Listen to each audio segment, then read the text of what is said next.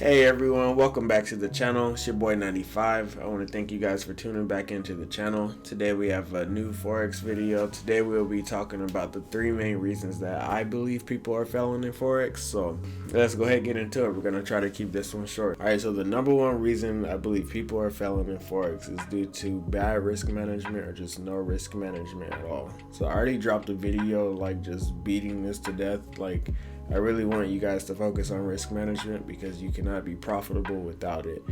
You really have to keep your losses small and your wins big, making sure you're not over leveraging your account, you're using the right lot sizes and all that. I show you guys how to do all that in my first video. I believe it's everything you need to know about Forex / risk management. I'll put it up on the screen somewhere. Go check out that video.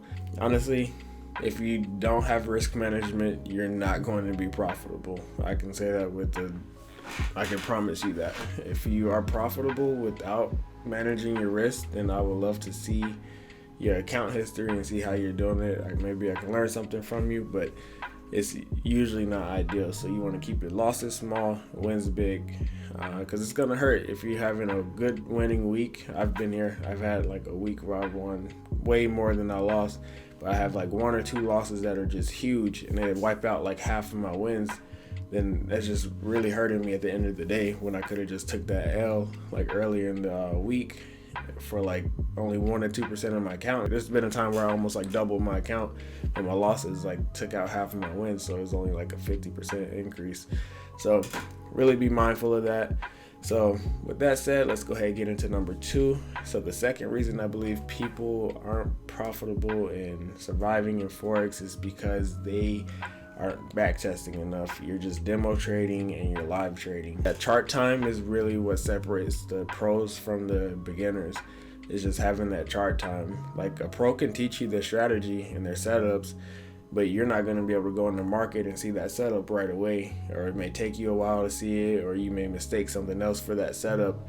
So basically what gets you more comfortable when placing these trades and seeing these setups is just repetition, just going through the process as many times as possible. And the way you do that as quickly as possible is by backtesting.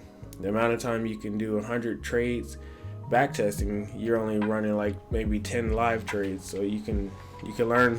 Honestly, this will increase the amount of time it takes for you to understand this Forex stuff is just by backtesting.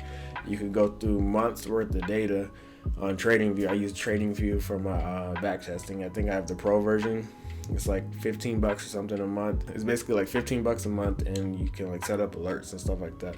It's totally worth it. I do all my backtesting on that. You could go through months worth of data like within like an hour or two, depending on how long you want to sit at the computer. Don't overwhelm yourself with this, but definitely sit down and learn as much as you can and do your strategy over and over. And there's been times where I'll go back to the same date that I back tested and everything and do it again, making sure I'm seeing that setup. You want to memorize these patterns because they happen constantly over and over again. So helps you see your setup when you are live or demo trading. I value this greatly over demo trading. I don't demo trade at all.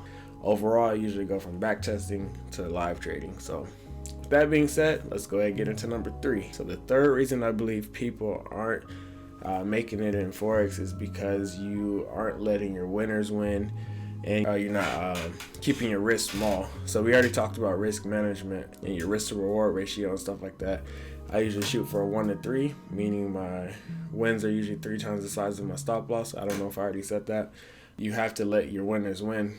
Like let's say you are having like a losing streak, you lose 5 trades in a row, and your risk to reward ratio is usually like a 1 to 7. Like you haven't given your trading plan a chance to like live up to its expectations. So that one win is gonna wipe out all those 6 losses or whatever. And if you're not letting that one winner you get completely hit that take profit, then you're going against your own risk to reward. Like you really want to let your winners win. And a way you can minimize your risk is, let's say you finally do have a winner going, you can move your stop loss. Once, let's say it's about 25% of the way to your take profit, you can move your stop loss to break even, so that way it's a risk-free trade. So if the market does go against you, then it's not going to hurt you at all. And if it does get like 50 to like 75% of the way up to your take profit, move your stop loss to end profit wherever you feel is comfortable. just move it into profit, so that way now you're taking at least something. But make sure you don't smother your take profit, because the market consolidates, it ranges, it fluctuates kind of a bit, so you don't want to get yourself stopped out when it's going to eventually hit your take profit anyways and come nowhere near your stop loss. So it's all dependent on what your trading strategy is. I have a Forex hack series showing the breakdown of my strategy and like how I basically do my top-down analysis and all the way into my entries. I'm going to be having some live examples.